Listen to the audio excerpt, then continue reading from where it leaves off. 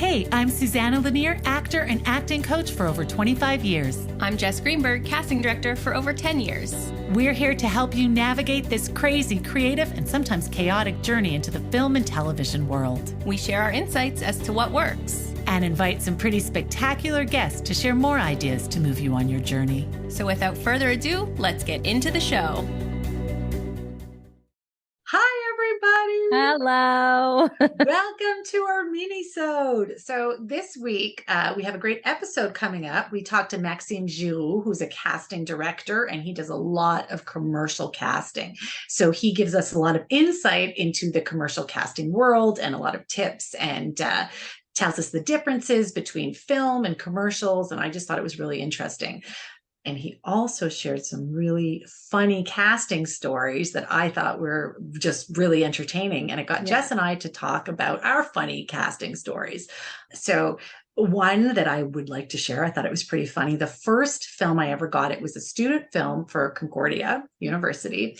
And what I had to do, one of the shots the director she really wanted to get was to wrap me in a bandage from head to toe, put me on roller skates. And her idea was they're going to spin the bandage like really, really, really fast. And it was going to look really cool because I'm going to like spin around. And I was like, I can barely roller skate. I was like, I can't do this. And she was like, oh, but it's going to look so cool. And of course I was, it's the first thing I did. I was a people pleaser. I was terrified, but I was like, okay. But what if I fall or what, like it, and she said, okay, well, we'll do a trial. We'll get the assistant to like stand next to you. And if you get out of balance, we'll, catch you. And so obviously she did like 10 seconds and I was like, oh, and I like the assistant caught me and then we were like, yeah, this shot's not going to work. So so that was my funny casting story.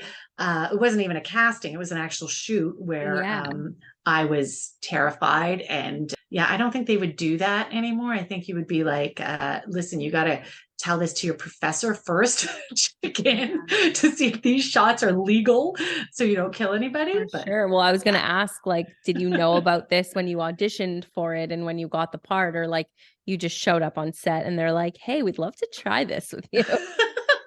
That's so funny. I don't even honestly, I don't remember. I just remember standing there in this person's apartment in the plateau, wrapped in bandages, like literally with my tears welling up, not wanting to do it, but not wanting to say anything, but knowing like how scary it was. And then finally realizing it didn't work. And so that was it. But that was feels like, this is so weird, but like in my head, part of me feels that like, if you're like wrapped up tight in a bandage, that it'd somehow be safer. I don't. Maybe that's what she thought. No, that's literally, I would never ask someone to do it, but in my head, I feel like I would feel like constricted and like safe or something. I don't know. Safe, except she wanted to unravel it. Like that was the whole thing. Yeah. That's because I think she had it in her head. I'd be whoosh, whoosh, whoosh, whoosh, around and around and around. It looked so cool. And I was like, cool. Like I'm not a stunt person. I don't even know how to roller skate. Right. Oh, anyways, that was my my crazy casting story. And you, Jess, being in casting for so long, do you have any crazy casting stories? Yeah. Well, I mean, I do, because when I first started with Fatal Vows, it was the docudrama with all the reenactments and they didn't really write out dialogue. So our audition process was improv. Right. And I, lucky me, would have to improv with the actors all of the scenes. And because it was about marriages ending in murder, a lot of the fight scenes were like the big fight that led to the murder. Right. So I would be playing a spouse in the improv in this fight scene.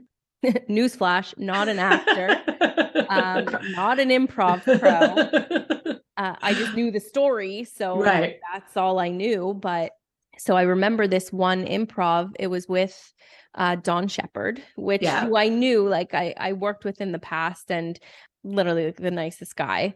And we were in the office, the kitchen in St. Lambert. The director is filming us and directing at the same time.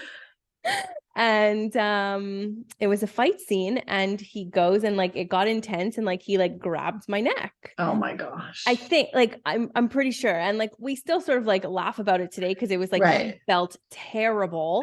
And I was literally like grab my arm, like I don't like, but my neck is like, I don't know. I really just It's don't. scary. Yeah. Yeah, I don't like it. Did you And stop it? Did you say stop, stop, stop? Or what well, happened? that's where the scene ended. That's where like, you died. Right? Yeah, You got murdered. exactly. Yeah.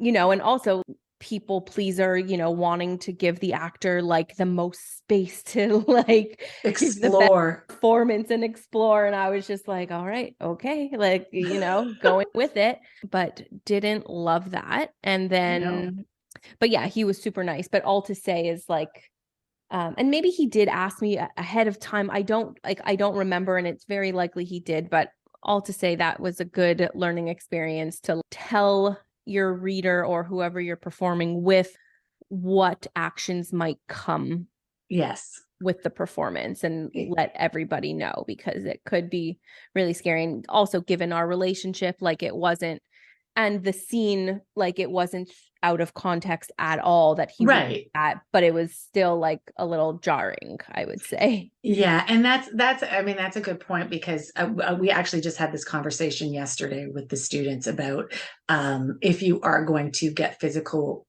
anyway with your reader or scene partner, you have to let them know, even if you don't know prior to, because sometimes we don't know, but you have to know yourself a little bit of as an actor, and you can say, look, I don't know if I'm going to get physical, but do I have permission?